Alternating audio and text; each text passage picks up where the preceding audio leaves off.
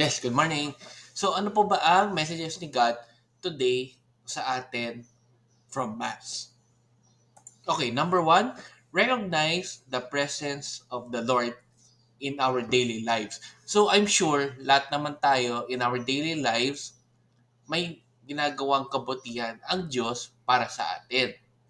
So ang dapat, ma-recognize po natin mga yon sa pang-araw-araw na buhay po natin. Alamin po natin or maging aware tayo kung ano ba yung mga ginagawa ng Diyos na talagang pinapakita niya na ang kanyang presence sa mga buhay po natin in our daily lives. Which is leads us to number two, hope is a grace from God. So talagang pag-hope natin sa lahat po ng mga inasam po natin, sa lahat po ng pinagdasal po natin, grasya siya mula sa Diyos. And for the lastly, proclaim the Lord's works during ordinary days and in miraculous moments in our lives. So talagang lagi natin sabihin na kung ano man yung mga mangyaring miracles sa mga buhay pa natin or mga simple things na nangyayari na okay sa buhay pa natin daily, i-proclaim natin na talagang ang Lord ang may gawa nun for us. Kaya talagang magpasalamat tayo lagi, magdasal, at lagi po natin isipin na nandiyan po siya para sa atin. Kahit na minsan, mahirap rin po talaga ang buhay, ang mga problema, ang mga pinagdadaanan natin.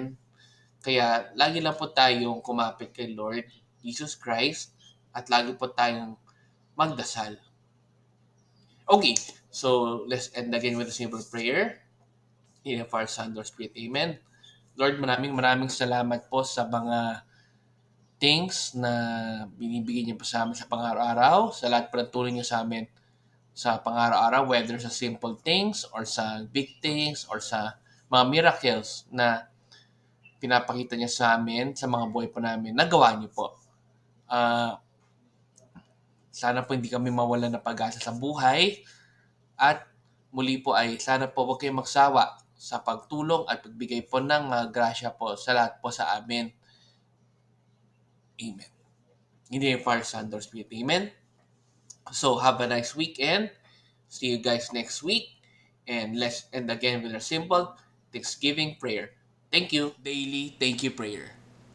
Lord, thank you very much for all the blessings that you are giving us every day. Thank you for our food, safety, security, guidance, and all your blessings. Please avoid us getting sick from all illnesses and forgive us for all our sins. Lord, I pray that all our hopes and dreams will come true in your own time. Again, Lord, thank you for all the blessings that you have given us. Amen.